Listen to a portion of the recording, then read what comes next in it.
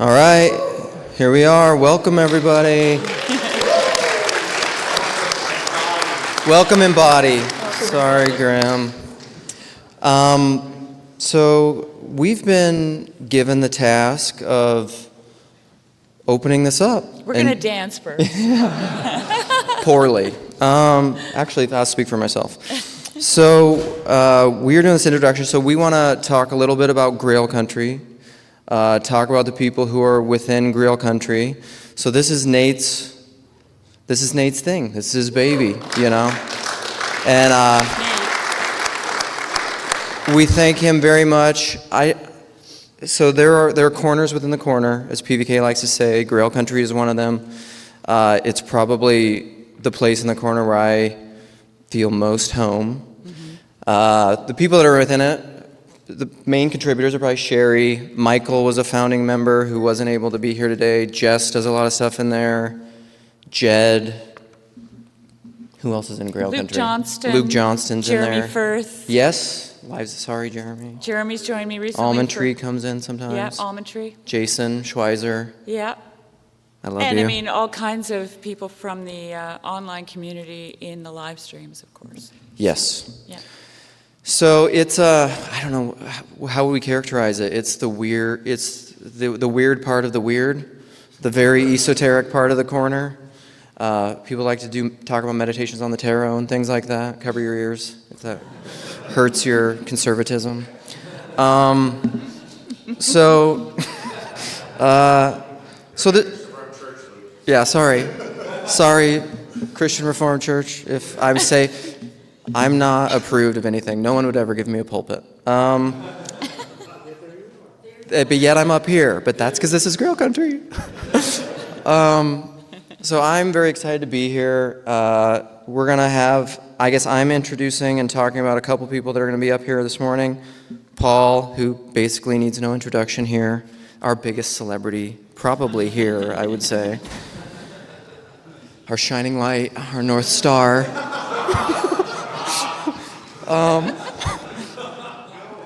But yeah, go on. But we do love you. You're great. And look for. So he's going to be the first in our hearts and speaker. And then we're also going to have Karen. Karen? I haven't even gotten to where you at. I haven't even gotten to talk to you or hug you or be with you yet. But so we're going to get to listen to you. Meaning code. A central core part of the larger TLC for many years now. Yeah. How long, Karen? 6 years? Paul told me in 2019, start a channel, so I did. Yeah. Yeah, and it's great. It's like one of the core pillars, I think, of the TLC. So I'm excited to hear your talk. And Karen gave me my start, too. I started doing stuff on Karen's channel before I started looking. Radical orthodoxy. Yeah. There we go. there you go. Check them out. Like and subscribe. To everything and all of it. And then you're introducing, say other things. I have to hold paper. Yeah. I have to hold paper in your hand. Okay, so I'm going to introduce my friend Graham Pardon. I got to know Graham's work through Substack, and somehow we connected. I reached out to Graham, waited for a really long time, and then Graham reached out to me, and we ended up having conversations with each other, and I've really benefited greatly from his work, his thought. He pushes a lot of buttons, but in a very loving and kind way, and he provokes me to thought, and he's an amazing poet. So, so I'm introducing Graham, and I just wanted to say, welcome to Grail country.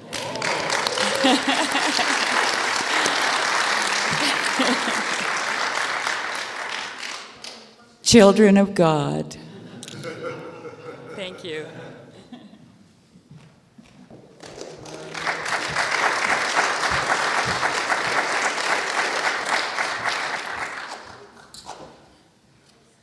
I want to give a special welcome. I'm looking around to see if I can see him. There he is. Stand up, Mark. Give Mark van Heidsma.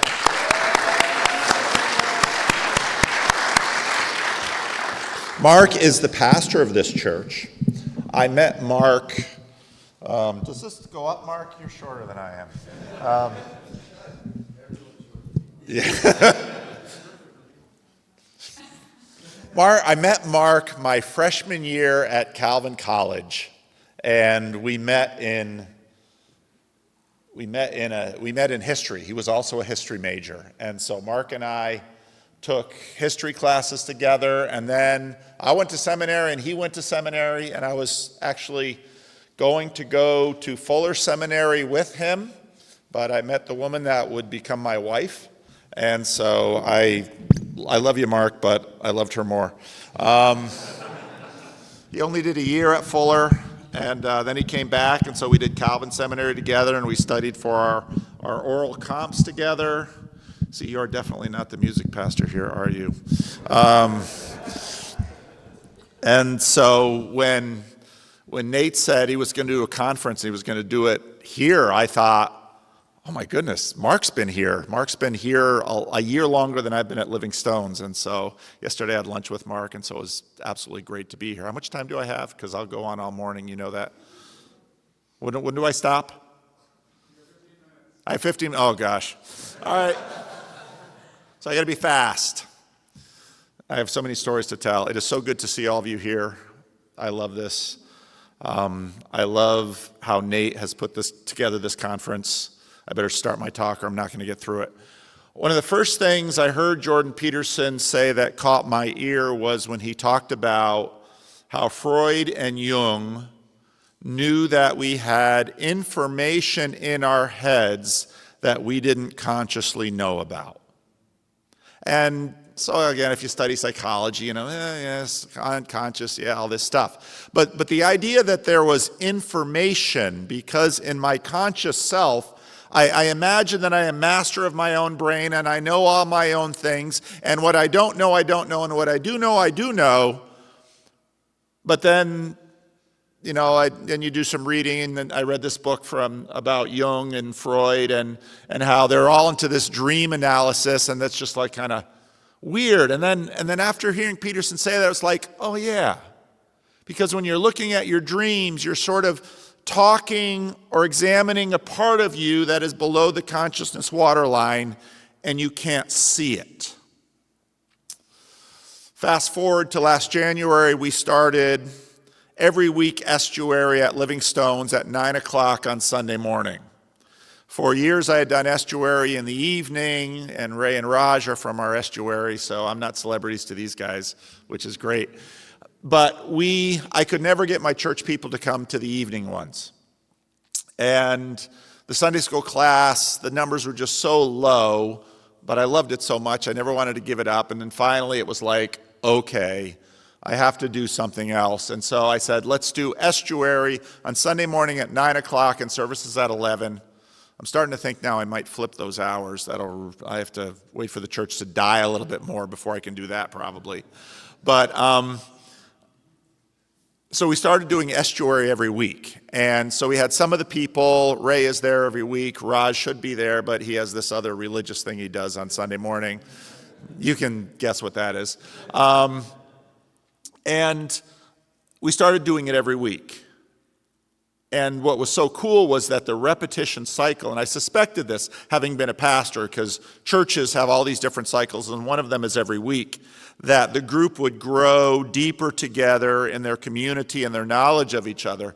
And one of the women, is this recorded or not? It is? Oh, okay. I got to know that because of what I say. I got to be a little more careful. She'll never see it, because she'll never go on the internet. And Ray knows exactly who I'm going there. We had this woman that showed up in the church years ago named Joanne, and she came in because I was doing Sunday school on the book of Revelation. I spent 75 weeks on the book of Revelation, and she loved it. And she grew up in Mississippi before the Civil Rights Movement in the Jim Crow South. She was like the youngest in the family of 11 in a tiny little 2-bedroom house. Her father and mother, their marriage stayed intact. And already in the Sunday school classes, she would say things that I knew this woman has wisdom. I don't know that she has a college degree. I know her two sons, and they're wonderful men. But this woman has wisdom, and her wisdom seeps through in stories from a community that our culture would say, that community has been oppressed and marginalized, and they have been the victims of us all. But when she would tell her stories, the wisdom in that community would just emerge.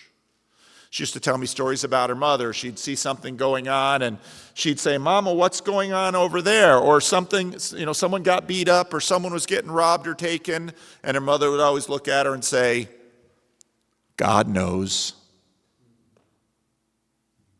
And that lived with her whole life. Since Estuary, we've been hearing stories about her father. And they've been so interesting. And many of the topics that come at our Estuary, when I was talking to Mark about this, Mark says, when I look at your channel, you're talking about all this stuff that's like way up here. I say, yeah, don't let that fool you. There's a bunch of nerds here that like to, talk way up here. But once you get them into an estuary place and they start to lower their guard down, then you start to hear about all the stuff that pastors know. And so many of the topics, some TLC stuff comes in, but most of the topics in our every week estuary are relationship topics. And one of the things that the more we talked about, the more we listened to Joanne and the stuff, she almost always passes in the second round, but she'll come in later and then she'll open up because she's a little shy, but out the stories come, is that we realize that in an impoverished, marginalized, Jim Crow segregated, poor community in rural Mississippi, they had knowledge that they didn't know they had. And the knowledge was all the sorts of knowledge that addresses the questions that people come to Estuary with. How do you raise a child? How do you care for an old person? What do you do with a person who is causing these kinds of issues in your community? How do you have a community? Now, if you were to ask any of these people those questions, they would look at you like, I don't know. But they did know. And they do know, and that knowledge sits underneath the waterline, and it's information. And then when I was talking to, one of my favorite randos conversations in the last year was with, the speaker here, Chris Green, and Nate is like, "Oh, you got to talk to Chris. You'll really get along with Chris." And it's like, well, I like his stuff. I've watched some of his stuff online. But then we got talking, and we connected. And then he talked about the fact that in this country, we elevate people who can take complex situations and distill them down into a little listicle of these are the important things. And we reduce everything to those things. And the ones we value that do that, we usually call experts. And what struck me was that in that little town in Mississippi, you know what they didn't have any of? Experts.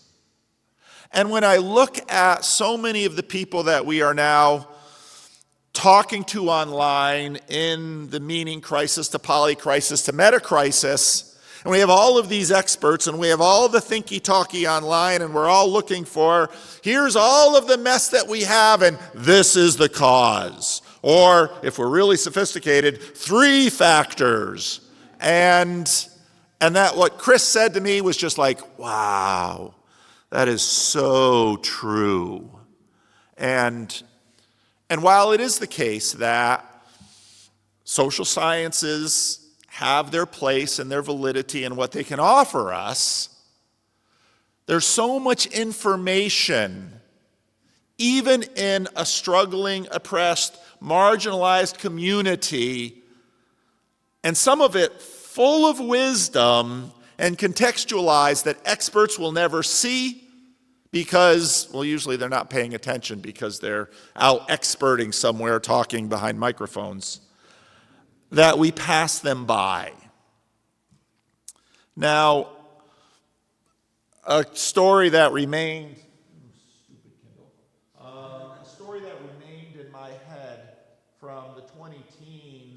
I don't know if it's a psyop. Where's Grizz? There he is. I don't know if it's a psyop by Israeli intelligence, but I heard the story that part of the ways that the Israelis were able to frustrate the Iranians trying to develop the bomb was they developed a computer virus that actually transmitted via the speakers of the computers at a frequency we can't hear, that was picked up by the microphones of other computers, and that's how they got in to the Iranian computers. They didn't have to be hooked up to the internet or anything, but there was just this other level that complete human beings were not aware of at all, but it was getting in and reprogramming and resetting. Now, Chad last night was freaking out, and he was freaking out with something that I'm beginning to notice as an expert, having gone to a number of these conferences, that the first time you all get together after you've been live streaming in 2 dimensions with each other and not quite recognizing, is that really Jeremy? I'm not quite sure. He doesn't look exactly like he looks like on all the live streams, is that when we meet each other face to face, for the first time after we've been watching each other over Zoom, it's like something feels weird. They're not exactly who they are. And Chad assured me this morning, I feel much better today, so probably had a chance to sleep on it, and you're all now 3-dimensional in his salience landscape, and now we can get on to business. But one of the things that I think Estuary is for is exactly this, that part of the reason that I'm so passionate about churches having an estuary adjacent to them, it might be in the building, it might even be on the church website that they have this, but one of the reasons I'm so passionate about it is because I think about that sneaky, maybe it's manufactured, maybe itself is a psyop, Israeli idea of passing viruses underneath the waterline at a frequency we're not paying attention because we're looking at these expert listicles and being distracted by them, but to actually pass information, wisdom, beneath the waterline to each other to subtly and slowly shape one another. And we do it. Gosh, when I went into that room, I thought, oh, this is so church. Here's the Psalter hymnals. Here's a little room. We're starting with this. I felt like a VBS teacher all over again. It's Vacation Bible School. Sorry for the churchies. That's even churchies. But what are we doing here is we are doing this collective cognition, and that's above the waterline. But what we're really doing here is the mapping and the formation. And what we're actually developing here is that just like that little Mississippi community, there is information in this room that we don't know about. And we're transmitting it to each other. And things are coming onto our maps on the inside, and we're forming and shaping each other. And yeah, that's what we're doing. And what I'm so interested in, I was just telling Ray, I told my group, I said, yeah, we've only got an hour, so I'm going to adjust the protocol. And then I immediately thought of Ray, because I thought, yeah, Ray's going to get in with his group, and he's going to say, Ray is the protocol Nazi, if you haven't met Ray yet. Because Ray's like, we have a protocol, we're going to do it. I don't care if we have an hour. I don't care if you're really curious about whoever is here. Only 8 minutes for round 1. Sorry. You have coffee if you really want to know something about each other. So Ray was actually able to go through all 4 loops right away. Me and Raj, we were like, let's spend the first half hour talking about ourselves. Okay, let's introduce ourselves. But what we are doing is we are really doing this mapping. And it is happening. So if you don't want to be mapped on, you should leave now, because I think over the next 2 days, there's going to be a lot of mapping and a lot of formation and a lot of changing. And I hope that is going to bring in all of us some of this wisdom and some of this shalom that I know many of us are seeking. So, how am I doing on time? What? I'm done. Luke says I'm done. I landed the plane.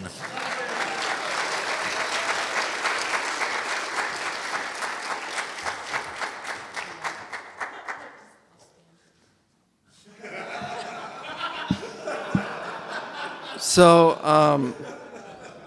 also, if you're wondering about how tall I am in real life compared to Paul, so I forgot to mention too, we're going to do some actual embodiment where you will understand these unconscious frequencies more, and you'll understand relevance realization with Rafe this morning.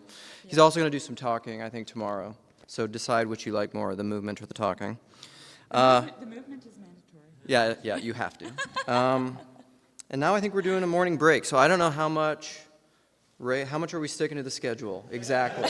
Because, okay, be back by 10:20. Nate? Oh, just wanted to mention something in the context of the morning break. There is a jar and some slips of paper and pens out there. If you have questions for any of our speakers that you brought, that you've been thinking about, that you would like, you can write them on there, drop them in the jar, and then when we have our panel discussions, you guys can go through and select and. Okay. Yeah. Awesome, so do that. Also, this is from my friend Jens from Minneapolis, who I love. Rafe, he would really like to do rough and tumble play with you. Just throwing it out there. So. See you at 10:20.